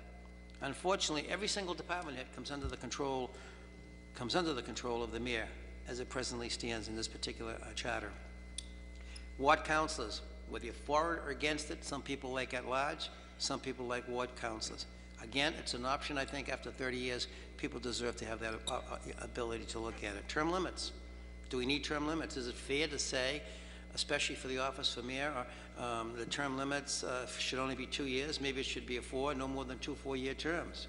And maybe we should have staggered or proposed staggered city council terms, 1, 2, and 3 years, both city council and school committee. That gives everybody an opportunity each and every year, whether they want to serve or whether they don't want to serve, but it gives the people, it keeps the people involved in the community as to what's going on. Also, the fact that the mayor, under this form of government, does have an extended amount of power. But remember what the Plan A charter says. The Plan A charter says that the mayor is not required to meet with the council. It doesn't say he can't. He's not required to. And that would make a huge difference as to what I would be proposing. I would meet with this council when and if asked. And that should be something that should be incorporated in the new proposal for the charter. Now, the gentleman that talked about the affordable housing in the city of Medford, if anybody understands how you get to the affordable housing content, if a developer were to come into this community and propose 100 units, and only 25% of those units are for affordable housing, the city gets credit for all 100. That's the way this archaic 1939 law has been written. That needs to be changed in the legislature. This city, I will say, has gone out of its way through its limited resources in the Office of Community Development to bring in as much affordable housing as they can. And even by adding on those other numbers at the very end, we still haven't been able to reach that 10% mark on new development for affordable housing. The other parts I think that need to be looked upon is that not only the diversity that this community has, but where is the opportunity for the citizens of this community to know that their government not only can be looked upon, it can be reviewed, but they don't have to wait for a 4 or 5 year period. I believe, if I understand the law correctly, and reviewing other charters, you can have a 5-year charter review, and if it incorporates a particular aspect of it, you don't have to go through that next 5-year process to make that change. And I think in part that's what you're asking for with this resolution with the city solicitor to talk about. And I think these are the things that need to be incorporated in the speaking of it. But the checks and balances just does not exist in this city. Now, campaigning for this office, am I talking against myself by having the auditor and not be on my side and on the council side? No. That's just what good government's all about. Having a good audit of your system on how your government works. That's the key to let you know that your government, your tax dollars are being spent wisely and correctly. This is a hard job sometimes. We just got our budget here tonight. And unfortunately, in this budget that we got, it's a combination of the prior budget director and the at-present budget director, and on some occasions, one not talking to the other as it relates to a particular thing that this council has asked for in each and every budget. The wish list of each and every department head. Give us the wish list, why you need it, how much it's going to cost, and how do you think you'd be able to get to that to pay for it. And we don't get that. We just get rank and file, whatever it might be. During the past 2 years, we've seen increases in this city take place. Last year alone, in last year's budget, the school department increased by $2 million. Absolutely no conversation with the council about it. There was no concern as it related to rank and file teachers, books, and students, but it was a lot went to administration. But just think about the school system we have here. It went for almost 50+ years with having no rehabilitation. And during that course of the 50 years, the school system just deteriorated. So what did they do 12, 13 years ago? They decided to build new buildings. And yes, at that time, I was against the new buildings because I felt we could rehab our old buildings one at a time. But the city decided to go the other way, so be it. Now, as Councilor Cariello disclosed in his first term, these 12-year-old buildings are over in excess of $1 million in repairs that are needed. They've never taken the option that the law has told them that 5% of the annual budget for each school needs to be put there for reconditioning, upgrading, or whatever it might be. We're hearing comments tonight in the meeting, and we'll be hearing it continuously in this budget of all the needs that need to take place. This city needs to take a step back and look at where it's at, where it wants to go, and understand that we have a brand new future that's in front of us. The opportunity is so unique for this city to go forward. Forget the mayor's office, which is a very important issue, but we have 2 openings here in the city council, and you have 2 openings on the school department, the school committee, excuse me. And with that, this next election is going to bring a complete change in the philosophy of where this city of Medford by its government is going. I would love to be a part of it. I'd love to have your vote, but I do support this charter vote. And I think this is very important. As I said right in the beginning, probably the biggest drawback was not including a review process. But let me remind you of one thing left. When that charter review committee came out back then, and even though the people voted for Plan A, the vote also was to include Plan E or Plan A. My vote went both ways to allow the taxpayers the opportunity to have their choice. They made their choice. They voted for Plan A. Having people, giving them transparency, giving them an opportunity, that's what this city needs right now. And with that thought, with that philosophy, we can go forward in this next election in November, and we can attain that, and we'll work for it, and we will correct it. Thank you.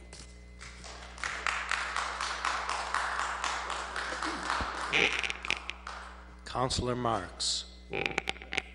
Thank you, Mr. President. And I think we have to keep in mind, we're looking for charter review, not charter change. No one that I've talked to mentioned anything about charter change. We're talking about reviewing the charter. And speakers have already spoken to the fact that most charters have a provision built right in that calls for a review, whether it's annual, whether it's every 5 years, or so forth. But I want to thank the city clerk's office. I asked them to pull resolutions that were offered regarding the city charter over the last several years. And I think it's important to note, Mr. President, December 7th, 2010, offered by Councilor Marks, be it resolved that the city charter be discussed. The council voted to amend the paper to refer to the Committee of the Whole for the purpose of establishing a charter review committee. It was also amended that the paper would be referred to the City Solicitor to report back on what is the legal path for the City Council in establishing charter review committee and who can make recommendations in the process to make any changes to the charter. That was back in 2010. Needless to say, there wasn't support at the time in 2010 to move forward with a charter review of this council. Excuse me? There wasn't majority support, correct. Let me stand correct. There wasn't majority support. December 14, 2010, offered by John Storella, that the City of Medford, that he present a history of the Medford Charter. So that was in 2010, December. Petition by John Storella, April 12, 2011, Council speak about charter change and our children. January 14, 2014, offered by Councilor Marks, be resolved the City Solicitor meet with the City Council on the process of reviewing the city charter and amending current charter. May 2013, offered by Dr. Storella, that he address the council on the city charter. Petition by Anthony D'Antonio to discuss charter review, August 12, 2014. So the reason why I point this out, Mr. President, there's been a number of attempts over the last several years by members of this council to at least call for a review of the city charter, knowing that this is the tool that governs our community.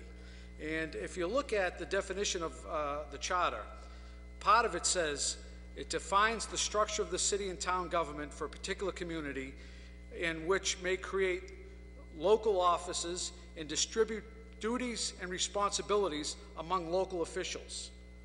That's a key right there. Distribute duties and responsibilities among local officials. If you look at the current city charter, the mayor, whoever it is, he sets the city budget. He negotiates contracts, waste management, the contract we have for parking. Anything in the city regarding contracts, he negotiates. He's the hiring authority. He is also the chairman of the school committee, and he is the only one that can initiate spending in the community. Talk about centralizing power with one person. That's everything that flies in the face of what the definition of a charter is to distribute responsibilities and powers and duties among local officials, not one official, local officials. So clearly there's a need under our city charter that was established some 28 years ago to review the charter, see where lies some of the concerns, and also not just review the charter, but create a citizen review board. And that's what I read off last week. I won't read it again, but this calls for, actually it may be worth reading, just because, if I could, Mr. President, I think it may be worth reading because, you know, we're not allowing some body or some entity to go ahead and just change the charter. We're asking a group to get together, look at the current city charter, see what what deletions, additions, anything that could change the charter to improve how government operates. And it's only to benefit the residents and the stability of this community. But under periodic review of the charter by a charter review committee, once a community has a charter, there's often a provision for the periodic appointment of a charter review committee. Now, that was the first problem that Councilor Penta mentioned. Nowhere in our charter calls for this periodic review. It says the committee undertakes an examination to determine the charter's ongoing utility and accuracy. Such committees do not have the powers, duties, and responsibilities of an elected charter commission. Such committees are formed to review the charter and to make recommendations to its appointing body. Example, Board of Selectmen, City Council, regarding the need for additions, deletions, clarifications, or other amendments that would improve the charter. The term of such an advisory committee is usually 1 year, Recommendations of the committee may take the form of a proposal, special act, or a proposed charter amendment, but the local legislative body must act upon the recommendations before they take effect. So there's a check and balance. The committee may also find, for example, that the charter's intent is clear, but related bylaws or ordinances may need clarification. The role of such committees can be important in ensuring that the charter is working as intended, but the Charter Review Committee has no assigned role in achieving any change beyond its recommendation to the appointing body. So it's not some committee that we're going to appoint that's going to take their pen and start making changes to the city charter. That's not going to happen. There's a process laid out that needs to be followed. Now, that's only one aspect. There are other aspects on amending the charter. There's a Home Rule Charter Commission, and there's also petitioning of the state legislature for a Home Rule petition. And I think we're going to find this out, as Councilor Knight mentioned, with the City Solicitor. And I am ecstatic to hear that members of this council that were in opposition over the last couple of years are now seeing the light on this and seeing the importance of a charter review, not charter change, a charter review, a simple charter review. And I'm pleased to hear that that is hopefully moving forward. And I agree with Mr. Krause. This is not a political process. This is not a way of trying to get the charter that benefits anyone in particular. You know, I've always supported ward representation, even as a member of the council. I always felt it was unfair, Mr. President, that elected officials on the ballot get their names put in order, and then the incumbents go after the elected official. That gives elected officials an unfair advantage, in my opinion. And it's a known fact that there's a certain percentage gain from where you are placed on the ballot. We've also talked about staggering terms, which other communities do. We've talked about term limits. We've talked about possibly having the chairman of the school committee be elected, or maybe one of, as with the council, one of the members of the school committee serves as the chairman of the school committee. And that keeps the mayor in his role as the chief executive officer, and it keeps him free from the political struggles back and forth of the municipal side and the school side. So I welcome this. I've welcomed this for years. I'm glad to see this support from members, or somewhat support. If you're not willing to speak on your own resolution, that doesn't say too much, but hey, this is an open process, and you know, we'll follow the process through, but we're going to make strides in moving forward. And no matter who the mayor, it doesn't matter who the mayor is, this is the right thing to do. It doesn't matter who's sitting in that office. It could be a dear friend, or it could be an enemy. The right thing to do in this community is to make sure whatever we're governed by is working for the residents and the taxpayers of this community, and not looking at a provision like Mr. Cappucci said for 28 years. Who would have a business plan for 28 years is no longer in business? That business plan has to be looked at, if not yearly, weekly, monthly, daily, to make sure you're up with the times, to make sure you're providing effective communication, to make sure that you're outsourcing and networking and doing the communication that's necessary to run a business. The city is no different. And that's what we should be looking at, Mr. President. So I look forward to these discussions over the next several months. I hope under your leadership, Mr. President, that it doesn't die off like it did back in 2010 when there was a lack of support by members of this council. And I hope we can move forward on the review in the interest of every resident and taxpayer of this community, Mr. President. Thank you, Councilor Marks. Councilor Longo-Kern. Thank you, President Del Russo. I'll be brief.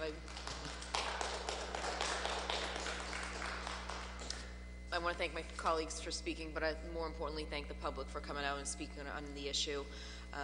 I think enough has been said, but I just want to say that in 2010 I was in support of a charter review. I am in support of it again 2015, almost 5 years later.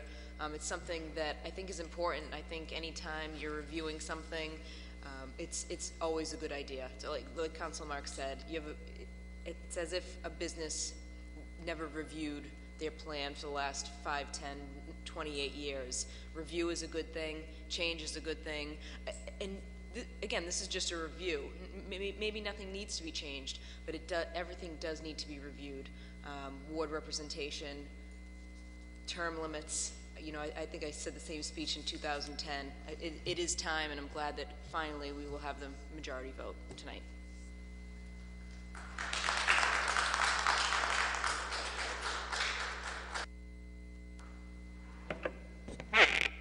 Your name and address for the record, please. Thank you, Mr. President. Robert Cappucci, 71 Evans Street. Just really brief, I have a question, excuse me, based on Councilor Marx's comments. First of all, I want to thank everybody who came up and spoke, and I thank all the councilors for their excellent commentary and concern. I mean, it's through the city. There's a huge concern for this. There really is. But my questions are, the Honorable Michael Marx brought up that in the past that there were already resolutions to have the city solicitor speak on the process of this. My question is, A, did he come? And B, when he did come, were there minutes kept of any comments that he might have made so that you guys can maybe, you know, meet in a subcommittee or something and discuss them? But thank you for your time. Those are my questions, and thanks so much.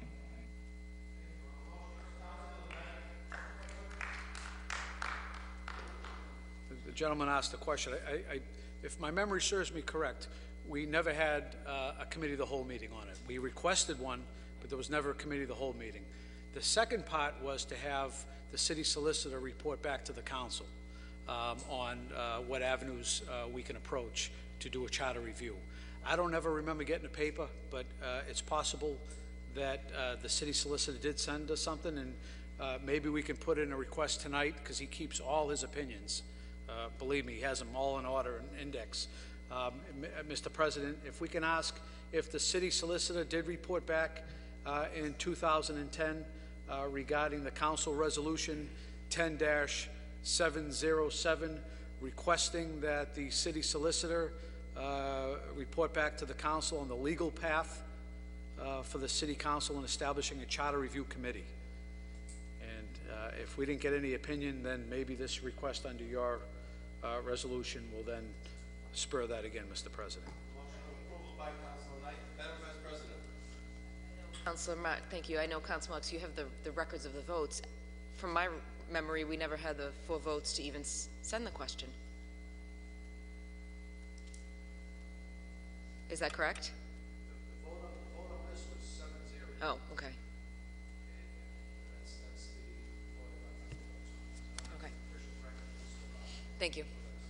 Motion approved by Councilor Knight as amended by Councilor Marx. All those in favor? Aye.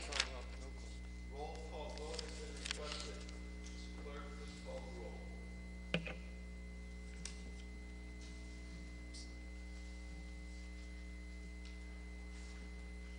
Council Camuso. Council Cavallaro. Yes. Council Knight. Vice President Kern. Yes. Council Marx. Yes. Council Penta. Yes. President Del Russo. Yes, in the vote of 6 in the affirmative, 1 negative, the motion passes.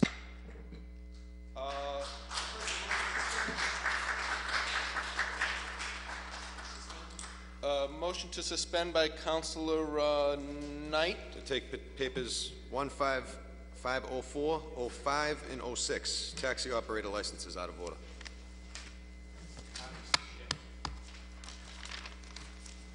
Papers 15504. Yeah, taxi license petitions, please. Petitions, presentations, and similar matters. Petition for taxi operator license by Jeanne Dumas, 195 Webster Street, Malden, Mass., driving for citywide taxi, Canal Street, Medford, Mass.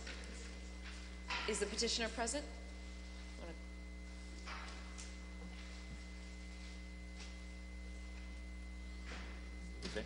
Good evening. State your name and address for the record. My name is Jeanne Dumas. I live at 195 Webster Street in Malden. Thank you, Mr. Dumas. Councilor Carviello. Thank you, Madam President. Madam President, I have reviewed the documents and I find them in order. Sir, you understand that this only allows you to pick up people in the city of Medford, correct? Yes. And do you know where your business is located? Yes, and 40 Canal Street in Medford. Thank you. You're welcome. Motion for approval by Councilor Carviello, seconded by Councilor Knight. All those in favor? All those opposed? Record Council Penter in opposition, as well as Councilor Marks, 5 in the affirmative. Paper passes. Good luck. Drive safely. Thank you. Paper 15505, petition for taxi operator license by Sandro, Mathieu, 1876 Beacon Street, number 5 in Brookline, Massachusetts, driving for Star Taxi, 407R Mystic Ave, Medford, Mass. On file, Corey from the Police Department. Councilor Carviello. Thank you, Madam President. Again, I have reviewed the papers and I find them in order. And you understand that this is a license for the city of Medford, correct? Sure. And do you know where you'll be picking up your cab? Yeah. Where? At Star Taxi. Where? Where is it? Do you know where he's located? 75 Madison and Mall. Where? I don't think, you must have the wrong company. Nah, it's Star Taxi. I'm in like 75 Madison and Malden. That's where he lives. Where is the business? Do you know where the business is located? I don't know the actual location, but I know the owner. Okay, well, when you can figure out the address, then you can come back and get your license. Sure. You should know. You should know at least where you work. It's like he's the owner. It's like I'm gonna be leasing. Yeah, but you should know where the office is located. You have to go to an office at some point. I don't think he has an office. He has an office, but when you figure out where the office is, you can come back and get. Maybe a motion to table. I'm going to motion to table this. Can you call him? Yeah, sure. You want to call him now? Okay, motion to table by Councilor Carviello, undebatable. All those in favor? All those opposed, motion is tabled. Paper 15506, petition for taxi operator license by Joseph Pierre, 10 Fisher Terrace, Everett, Mass., driving for citywide taxi, Canal Street, Medford, Mass. On file, Corey from the Police Department. Come on forward. Thank you, Madam President. Madam Carviello. President, I reviewed the papers and I find them in order. Sir, you understand that this is a license for the city of Medford, correct? Yes. Okay. And do you know where your business is located, where you pick up your taxi? Yes, 40 Canal Street. Thank you. Madam President, I have a motion for approval. Motion for approval by Councilor Carviello, seconded by Councilor Knight. All those in favor? All those opposed? Record the 2 councils in opposition. Motion is approved. Congratulations. Good luck driving. Thank you. Drive safe. Motion to revert back to the regular order of business by Councilor Knight. Motions, orders, and resolutions. Paper 15-500, offered by Councilor Knight. Be resolved that the Medford City Council extend its deep and sincere congratulations to the following MHS athletic teams for winning the GBL title: boys lacrosse, girls lacrosse, boys baseball, girls softball. Be it further resolved, the members of these teams, along with their coaches, be invited to appear before the City Council to receive commendations memorializing this achievement. Councilor Knight. Madam President, thank you very much. The Medford High School Mustangs have had a rather successful year all around, and this spring is no different than the fall and winter seasons. I had the opportunity to speak with our athletic director, Mr. Maloney, who was pleased to inform me that the boys lacrosse, girls lacrosse, boys baseball, and girls softball teams were named the GBL champions. You know, it's very great to see the Mustangs performing so well both in the classroom and on the field, and I think that it's appropriate that we recognize them for this great achievement. I think it's very important that we recognize the fact that these student athletes represent the city of Medford across the region, and their efforts in our community, in community building, are very important. They're role models to our youth, Madam President, and it's also a great honor to be named a GBL champion. So because of those factors, I would ask that my council colleagues support me in voting in favor of this resolution. Motion for approval by Councilor Knight. All those in favor? All those opposed? Paper passes. Paper 15501, offered by Councilor Knight. Be resolved, the Traffic Commission review the crosswalk and parking spaces crossing Winthrop Street at Victory Park. Councilor Knight. Madam President, thank you very much. Just the other day, I was speaking to a neighbor of mine who was driving down Winthrop Street, and a child came out behind a car, but the car was parked in a legal parking spot, and there was a crosswalk there, and the gentleman had a problem with visibility. So he went around the block, and he came and he approached the same intersection from the other direction to see if he had the same problem there, and he did. With that being said, Mr. President, with the summer months coming and Victory Park being such a great park where I take my kid quite frequently, as a matter of fact, I think it would be very important that this crosswalk be reviewed. I think that we might have to take a space away or two on either side of the street just to be sure that there's enough visibility. Also, Mr. President, I did file a resolution several weeks back requesting that a crosswalk be put in between Cedar Road and King Avenue, and I'd like to amend this resolution to include that as well. Cedar Road and King Avenue cross Forest Street, which go to the new McNally Park, which this council voted in favor of rebuilding. So with that being said, Mr. President, I'd ask that my council colleagues support me in voting in favor of these two public safety initiatives. So on the motion of Councilor Knight, seconded by Vice President Longo-Kern, all those in favor? All those opposed? Motion passes. From the table.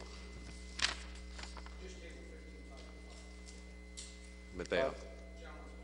The gentleman is back. On the motion of Councilor Marks to take 15505 off the table, all those in favor? Aye. All those opposed? Motion carries. 15505, petition for taxi operator license by Sandro Mathieu, 1876 Beacon Street, number 5, Brookline, Mass, driving for Star Taxi. Monsieur.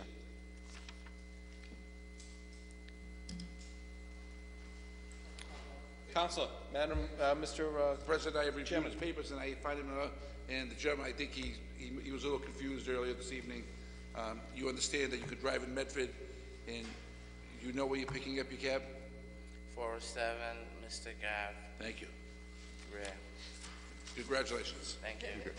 On the motion for approval by Councilor Carviello, all those in favor? Aye. All those opposed? Please mark Councilor Penta as opposed. Mr. Clerk. Motion to revert back to the regular order of business? Motion to revert back to the regular order of business. All those in favor, all those Aye. opposed. 15-503, offered by Councilor Longo-Kern, be it resolved that the Department of Public Works take a look at Bell Ave in the interest of public safety and add the street to the repaving list. Madam Vice President. Thank you, President Del Russo. I think we need a audit of many of our streets in Medford, potholes, divots, construction work, catch basins. There's a number of issues. I know the Department of Public Works is on top of many of them, and they've, answered our calls on a number of things. But sometimes resurfacing roads is a little more, is much more costly and time-consuming. But Bell Ave is one of those, roads that really needs to be looked at. My children, I've received complaints on it, but I also, drive down Bell once in a while, and my children call it the roller coaster road, which the heights, they put their hands up in the back seat and they, kind of, woo! So it's in a way, to them it's funny, but really it's a safety concern. It's despicable. People on my road, Richard Street, which is close to Bell Ave, believe that Richard Street needs to be repaved. But you look at Bell Ave, and it is horrifying. So I just think that we do need to do an assessment of all our streets and put those that really need to be repaved on the repave list. So if we could just have the Department of Public Works take a look at this and maybe give us a time frame of when maybe this can get repaved, that would be appreciated. Thank you. I'd also like to just amend this. Somebody read the resolve and had a question about several winter sand barrels that were still in our roads. It's now, June. So if we could have the appropriate department take a look at maybe the winter sand barrels, that would be helpful. I know there's one at Brackett and Gaston Street, Bell Ave, Park and Dunan Street. If we could just take a look, Cleveland and Clematis, and also Park Street, I believe, is a number of where there are several winter sand barrels. Just question, if and when they'll be removed. Thank you. So on the motion of approval by Vice President Longo-Kern, sir, you want to speak on that? I apologize. Thanks, Brian. That's great that you brought that up. There's just want to add that up the top of the Heights, Fells Ave area, we've got a few up there as well. So people are starting to throw trash in them. It's getting a little gross. So, and they're blocking the sidewalk. Yeah, that's what I was just going to say. They're all blocking the sidewalk, which is, you get elderly, handicapped, baby strollers. Pushing a baby stroller. They're out in Fells Ave, walking into traffic. Okay, we'll add that. Did we get some of those streets? Did we get some of those streets, Mr. Finn, Clerk Finn? And I hope On that the the budget barrels. hearing, when we talk DPW, that we make recommendations for more hiring. And if we can put that as an amendment to the resolve, remove the winter sand barrels. The clerk has that. Thank you.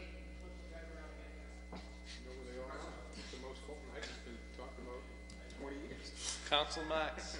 Thank you, Mr. President, and I agree with Councilor Longo-Kern about the condition of our roads. And it was Councilor Penter, last couple of weeks, has been mentioning about a capital improvement road project. And, doing roads piecemeal is fine, but we need to have a long-term plan in place where we can address many, many roads, because in this community, it's fair to say our streets and our sidewalks are in a tough condition, and piecemeal is not going to make a good approach. So I agree with you. During budget time, this is what we should be laying out the plan to look at a 5-year plan of doing many of our thoroughfares. I mean, if you go down Winthrop Street towards... Let's all bring a list with us. Well, I think what we have to do is, rather than us bringing a list, I think the city should be surveying what areas need to be done. And I can tell you Winthrop Street, the lower half of Winthrop going towards Boston Ave, has been mentioned 1,000 times. And that road, you take your life in your own hands going down that street. And it's throughout. Riverside Ave is in tough shape. Salem Street's, parts of Salem Street's in tough shape. I mean, I won't go on, but I really believe what Councilor Penta mentioned about the capital improvement road project makes sense, and we can do many, many streets if we put aside funding, Mr. President. So on that motion, all those in favor? All those opposed? Motion carries. 15-507, offered by Councilor Penta. Be it resolved that the Governor's Avenue wall be discussed. Councilor Penta. Mr. President, some years ago, I think it was 2001, when the city finally got to the wall, because I think my resolutions dated back years before that, the city went out of its way, and I believe we refurbished the wall that was falling down on Governor's Avenue, and also I think they took out the trees that sort of like sat on the top of the walls, almost 5 feet back, and that took some time because I believe Mr. Rumley had to go out and get and secure releases from the people who owned the property who abutted the top part of the wall. Now, if you go down there today, what you're going to look at is a complete distraction to the entire community's beautification over there. Beside the street being in a real tough condition, if you look at the wall, and if you look at the sidewalk, and if you look at all the brush that's growing, and all the sand and the gravel that's on the sidewalks, which almost makes some part of it unwalkable, as a street that's a gateway into the city, it really needs to be addressed. This is a perfect type of a project that you could use summer help for. You would hire kids for the city, and you would pick out spots like that for them to go up there and clean. Just that brush that's growing on the bottom part of the street next to the sidewalk. It's even blocking at one point for anybody walking down the street on the sidewalk, especially if you have a doll carriage, a baby carriage, or anything like that. But just the walking down there, the cement pieces, the sand, the gravel, and the street in and of itself, it just doesn't do the city justice for spending hundreds of thousands of dollars on that wall and then to let it now run itself into a state of disrepair. It's almost like the same thing of building the new schools. Absolutely no follow-up, no maintenance to it. The disrepair is taking place. Well, that's what's happening right here on Governor's Avenue. So with that being said, Mr. President, I'd like to move that to the Department of Public Works to get a response back to them as it relates to the cleanup, the removal of the brush, the overgrown brush, and the trees that are overhanging on that wall, all the length of Governor's Avenue, and have a report back, Mr. President. Thank you. On the motion of Councilor Penta, all those in favor? Opposed? Motion passes. Couple things. The folks that are following the committee of the whole meetings for the budget, we're going to be making some adjustments in the coming days to the schedule. We didn't get through everything that we needed to get through tonight. So as time moves along, we'll reassess the schedule and add departments to some of the existing nights, and we still have to solidify our meeting on the school budget. So if I could have a motion for suspension by Councilor Marks. All those in favor? All those opposed? Motion to take papers under suspension. 15-508 offered by Councilors Knight and Camuso. Be it resolved that the City Council extend its deep and sincere condolences to the family of Kenneth Nestor on his recent passing. Councilor Knight. Mr. President, thank you very much. Today, as a matter of fact, marks the day that Kenneth Nestor was laid to rest. And Kenneth was a longtime public servant at the post office, had a route here in the city of Medford for a number of years.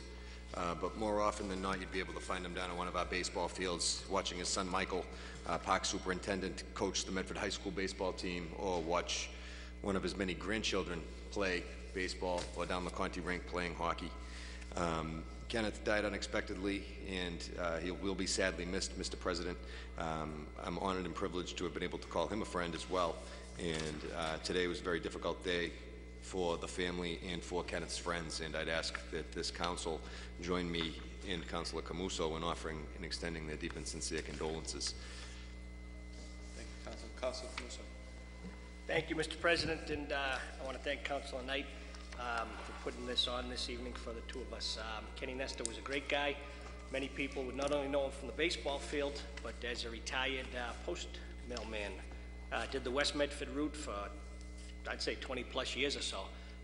And then in his golden years of retirement, he was a custodian for the Malden Catholic Lancers over at MC. So just a great, fantastic guy. Has wonderful kids. One of them is our park superintendent, Mike Nestor. Another great kid and loving grandchildren, and just he's got to be missed. Just an all-around good guy. Thank you, Councilor. So on the motion, please stand for a moment of silence.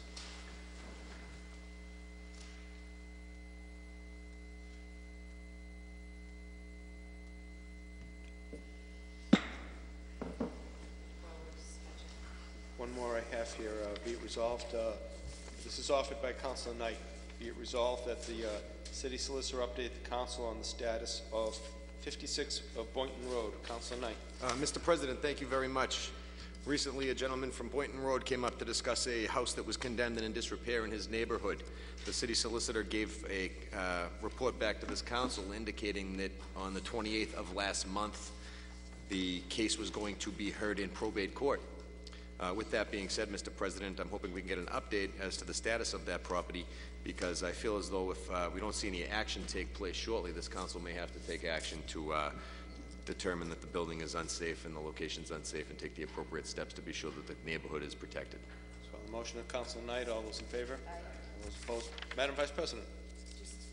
If we could let our citizens speak regarding the budget, something I think we've asked for a number of times, and can reiterate. Thank you. Please state your name and address for the record. Michael Ruggiero. I live on 18 Pembroke Street. I wish to discuss the budget that was presented at the meeting of the whole. While the budget is, there's a lot of thorough paperwork here, it is concerning that some residents might not be able to access this document digitally. Also, this document, if it's presented digitally, can be searched more thoroughly than if it's presented sort of in loose leaf paper, or if I lose it today. I asked the council present a resolution to Louise Miller to make sure that this document is presented digitally. I know she's very busy and she's taken over a new role in the accounting office, but this document should definitely be digital so we can search it, use it, and reference it online for people that might not be able to come in. Oh yeah, thank you.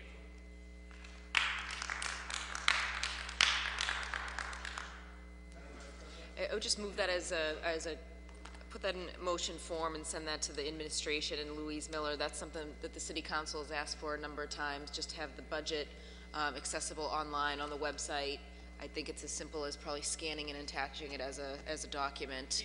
If she can print this, she can save it as a PDF. So it would be better to save it as a PDF because then it's much easier to search machine-wise. Right, okay. If she scans it in, it will be much more difficult to search. It can be transferred as well. But if she can print this document, then she should be able to do it as a PDF. I mean, I realize it's more work for her to do, but it's important that the citizens have access to this digitally. Absolutely, absolutely. So if we could request that they submit it as a PDF so that people can access it online. I think it's something that more people from home would like to access and have the right to access. It's their tax dollars that go to paying the budget, so I would just move approval. Vice President Longo Kearns. I rest, Mr. President. All those in favor?